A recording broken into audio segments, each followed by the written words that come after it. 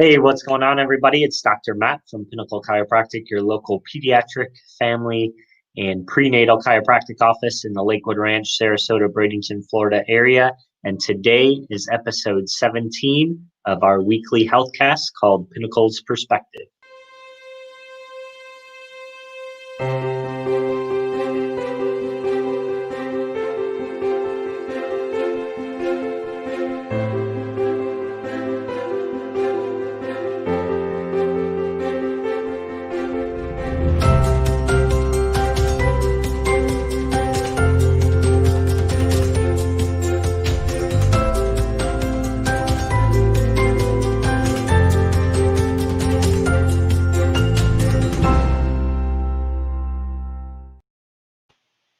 Hey guys, so today's episode, we really want to talk all about stress. So, especially with the stressful season that we are in right now, we're in a very, very stressful transition for parents and for kids right now with all the COVID crisis going on, and then the transition to school, whether it's in-person learning or it's e-learning or it's homeschooling. We see a very, very stressful time for both parents and for kids during what's going on right now. So today's episode, I really want to break down stress and the different types of stress and how they affect our brain, affect our nervous system. I think when we talk about stress, we all know that stress really takes a toll on our body and takes a toll on our health. But a lot of the times we don't understand the science behind it. And what we're really going to talk about is the science behind how that stress affects our brain and our nervous system. And our brain and our nervous system, that's what we talk about all the time here, because that's what we're really doctors of in our office, is that brain and that nervous system, specifically the autonomic nervous system. So for those of you that have watched some of our videos, you might have heard us talk about the autonomic nervous system. If you're new to watching our videos, we'll break it down real quick for you in real simplistic terms. Our autonomic nervous system is really how our brain communicates to our body, and our body communicates back to the brain through that autonomic nervous system. Now, it has two different modes to it. It has a sympathetic mode, which is really our gas pedal mode. It's our fight or flight. It's our stress mode of our nervous system. And then the opposite mode is called the parasympathetic mode. That's more of our brake pedal. It's the rest, relaxation, digestion, growth, immune function mode of our nervous system. So that just gives us the context of what we're going to talk about, how that stress affects that autonomic nervous system today. So breaking stress down, there's really a few different types of stress. So when we look at stress, there's three different categories of stress that we can endure on our brain, on our nervous system, on our body. So each of these is going to be a little bit different for every single person. But the big kicker here is we're all under stress at all times. We just live in a very, very stressful culture and environment. So the first type of stress is physical stress. So these are things like slips, falls, car accidents, anything physically forceful. Even if we look back to the birthing process in and of itself, that's a physical stressor. And when we use birth interventions like C-sections, forceps, vacuum extractions that are using a lot of force on that upper neck of a newborn baby, that's physical stress as well. So physical stress is a physical force into that body. The second type of stress is called chemical stress or toxicity. So this is the stress that we're getting from our environment, essentially. So our air, water, our food, all those things in our culture are polluted with different chemicals. So any type of chemical, your body is going to have to process. And the more it has to try to process and get rid of it, the more stressful it is for the body. So that chemical stress is that second type of stress. The third type of stress is emotional stress. This is what we typically think of when we think of stress, especially with adults. So that emotional stress is basically everything going on around us, our life stress. That could be relationship stress, friend stress. It could be parenting stress. Just that overall emotional stress is typically life stress. So those three types of stress really kind of compound and they build. And so there's seasons of life where we experience, minimal stressors, where we're not experiencing a ton of those different stressors. then there's other points of our lives where we're experiencing a lot of that stress. And so that's what we're really going to talk about next. Is there's really kind of two categories and two types of stress. There's acute stress, which is basically short-term stress. So this might be a stressful day, a stressful week, just a short-term stress that our body and our brain and our nervous system is under. And then we've got the most troubling type of stress. That's chronic stress. This is when it's prolonged stress, where we're not getting rid or getting out of those stressors. And so when we really talk about this COVID crisis that's been going on, we've been under some of that chronic stress of COVID all the way back since March. That's a chronic stressor now. It's been months of enduring different stressors related to the COVID crisis that's happening in our culture, in our society right now. And so putting that into context, we really want to talk about next really how stress presents itself in children and in adults as well, because these are the two main populations we take care of. And we're talking about parents here. We're not talking about the elderly. We're not a traditional chiropractic office that takes care of a lot of neck pain or back pain or issues like that. Now, with parents, we can help them with those pain issues, but we can also help them with other things. So in adults, in specifically parents, when we're under short-term stress, when we're under that acute stress, some of those early warning signs that our body isn't able to process that stress very well is that we might be a lot more run down. We might be more fatigued. We have low energy, essentially. And then we could have maybe different tension or pain issues. A lot of women, they carry their stress in that shoulders and neck, lower neck and upper back area. And so we can start to feel the effects of that short-term stress as just being more tense and having a little more aches and pains, maybe headaches, those type of things, like I said, as well as low energy, as well as really anxiety or feeling that stress with our mind racing about a million different things. It could be worry. It could just be like you feel like you got a million things. You're starting to feel overwhelmed. Your brain is really overwhelmed by that stress. And so in adults, that's how we start to see that short-term acute stress presenting itself. Now, as long as that short-term stress doesn't take a toll and doesn't last, our brain and our nervous system will go back to normal, essentially. So it will basically shift into that fight or flight mode temporarily, but then it will shift back into that parasympathetic rest relaxation mode after that short-term stress is gone. Now, when we're under chronic stress, prolonged stress, then we're going to start to see those challenges really become more and more common on a monthly, daily, hourly basis, where we're seeing those stressors really all the time, essentially, and our body is overwhelmed by it. That's when that autonomic nervous system, what we call, is really, it gets stuck into that fight or flight, into that stress mode. That's where we're having chronic headaches, chronic fatigue,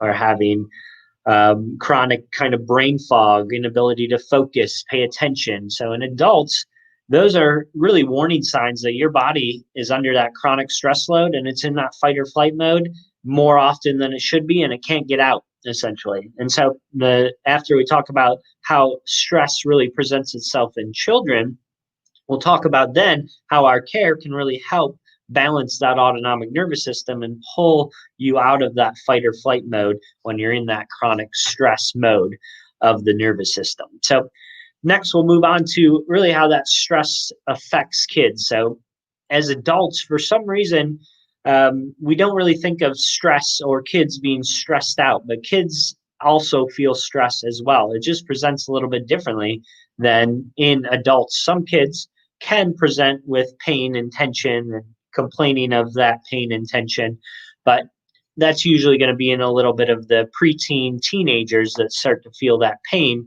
as they're stressed. Now, in babies themselves can also experience stress. They can start to show warning signs of that stress. So in babies, what we really look for as stress symptoms is things like colic and reflux and constipation and just a lot of fussiness and crying. Is basically their body's not working the way it's supposed to, and they don't know how to deal with it, and all they know to do is cry, essentially. And so in babies, that's really an indicator that that body is under some stress. Now, things like growth spurts or brain development, once again, those can be short-term stressors on the body. As long as they don't get stuck into that stress, they'll come out of it. So this is where in babies and toddlers and in kids, they might have a rough week where you're just like, oh my gosh, they're a mess emotionally, they're a mess constipated. And so it's just that short term. But when we start to see that become weeks stacking on one another, that really is a big indicator that that stress has overwhelmed that nervous system and stuck it in that stress mode, stuck it in that fight or flight mode of the nervous system. And so in babies, those are some of the kind of indicators. And more of the toddlers, what we often see in that age range of 1 to 2 to up to about 5 or 6, as we start to see that stress present itself oftentimes as behavioral issues and chronic immune function issues. So these are the kids that just keep getting sick one after another after another. I actually met with the mom yesterday where her son, over the last few months, 6 months to a year, has chronically been sick. It just seems like he's getting all the respiratory stuff, the ear infections, the ear, nose, throat, respiratory stuff. It just seems like he can't kick it. He gets over it, and then a couple weeks later, he's got something else related to that ear, nose, throat, respiratory system again. So oftentimes, that chronic stress really presents itself in those toddler ages of 1 to 5 as chronic immune challenges as well as emotional instability. Toddlers in and of itself are going to be a little bit more emotionally unstable as they're learning to express their emotions and stuff like that. But big indicators is when they're just an emotional wreck where they can't control those emotions at all, and they're resulting in big explosion of emotions that might last a long time, that they have a difficulty calming themselves down. So once again, in a short-term basis, and a couple days of that, a week of that, it's not anything to be concerned about. But when it's starting to last weeks to months, that is once again an indicator that that child's nervous system stuck in that stress mode. It's stuck into that fight or flight mode of the nervous system. And then when we start to get to kind of the kids going off to school age, we can start to see things like sensory challenges. We can start to see, which is basically sensitivity to loud noises, food textures, smells, sounds. All of our senses essentially are heightened in sensory challenges. So that can be an indicator of chronic stress in those school age kids, as well as anxiety really starts to show up in those school age kids. So right now, with kids going off to school, it's really important to keep an eye on that stress load of them because they're enduring so many transitions and changes, which transitions in and of itself are stressful for the brain and the nervous system because it's something new, it's something unknown. And so the brain and nervous system has to process that first. And then once again, if it's too much for that brain and the nervous system, it's going to get stuck in that fight or flight mode. So this time right now that we're in of the COVID crisis, and especially the back to school transition with all these different new changes that we really don't know how it's going to work out yet, it's important to keep an eye on your child to see if that stress load is becoming chronic, if it's starting to stick their nervous system into that chronic fight or flight mode. And so once they're in that chronic stuck fight or flight mode, it's very, very difficult to kind of get out of it by doing nothing, essentially. We really have to work to get out of it, and we have to take some approaches, which we'll talk about in a second here. And so then the kind of preteen and teenagers, so they might express that stress as being pain or tension, or it could be depression and anxiety is very, very common in the preteen and teenagers. That is also an indicator that there is a lot of chronic stress there. And then we can even get to the chronic fatigue in some teenagers as well. That usually means it's a very, very chronic stress issue. When we see chronic fatigue issues where the child has lack of motivation to get out of bed or to go socialize, they just have no energy to do anything, that tells us their body's been in that chronic stress mode, that chronic fight or flight for so long that it's reached this exhausted point. It's basically reached a point of their nervous system where it's been in that fight or flight, it's been on that gas pedal for so long that it can't keep up that pace anymore. It becomes so exhausted. The analogy I like to use for that, for an exhausted nervous system, which we see, like I said, in the teenagers and especially in the adults, is they've been basically, I like to use the marathon analogy, that if you think of a marathon runner and you think of our nervous system, our nervous system is basically like that marathon runner that starts out at a dead sprint as fast as they can right from the beginning. They might get, 3, 4, 5, 6 miles in, depending on how well they have trained before.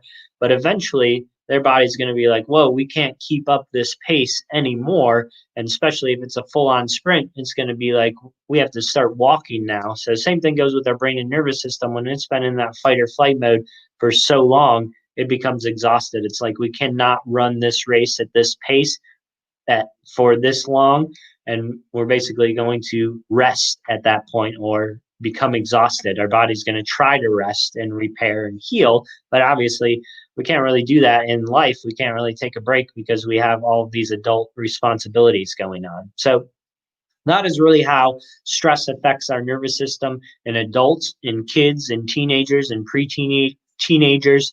And once again, it really comes down to, is it a concern if it's a chronic issue, if it's a long-standing thing that you're seeing those symptoms for long periods of time? We're talking weeks to months to years in some kids, some adults. And so once it becomes chronic like that, that's when you really need to take action to getting that nervous system calm down and getting that nervous system back out of that fight or flight mode and working the way it's supposed to. And so that's what we're going to talk about next. How can you do that? So one of the best ways is really through chiropractic care. And this is really neurofunctional chiropractic care. Most people associate chiropractic with neck pain, back pain, headaches, and stuff like that, more musculoskeletal conditions. And those type of chiropractors can definitely help with those pain issues. But neurologically focused chiropractors like our office, neurofunctional, we're very concerned about the function of that nervous system. So we have technology in our office. That's a great way to know if it's a neurofunctional focused office, is they will have scanning technology to actually measure that stress on the nervous system. And so that's what we do. We actually get a good picture of what's going on with that brain and nervous system for the child, for the adult, and for any teenagers. So when we talk about chiropractic care, our care is really designed to stimulate that brake pedal mode, that rest relaxation mode of the nervous system. And when we're talking about neurofunctional chiropractic care, especially for chronic stress issues, these are long-standing issues that have been there for a long time, weeks to months to years, it's going to take time and repetition to get out of that fight or flight mode. It's been like that for, like I said, weeks, months to years. The longer it's been like that, the longer it's going to take to come out of that. This isn't just a quick fix when we reach chronic stress, when we reach becoming in that chronic fight or flight mode. It is going to take some time and some repetition to calm that brain and nervous system down and get out of that fight or flight mode. And so if it's more of an acute stressor, it might only take a few adjustments to kind of pull them out. So these are our kids that are under our wellness care, why we like to see kids after that initial intensive period of care, getting them out of the chronic stress response. Once we put them into that wellness maintenance phase of care, we like to continue to see them because that stress isn't going to stop. But we want to keep an eye on that nervous system to see, is it starting to get overwhelmed again? That's when we're going to recommend boost adjustments to get in to calm that nervous system down. So once again, it doesn't get stuck in that fight or flight mode. It comes out of it, essentially. So this transition time right now with school is a very, very stressful time. It's often a time where we see a lot of our wellness maintenance phase patients need a few boost adjustments to get out of that fight or flight state and get to more of a calm, relaxed state. So chiropractic care, neurofunctional chiropractic care, really helps calm that brain, that nervous system down. Once again, if it's a chronic, long-standing issue, it's not just going to be a quick fix where a couple adjustments pull that nervous system out of that fight or flight. The longer it's been there, like I said, the longer it's really going to take for us to pull that nervous system out of that fight or flight mode.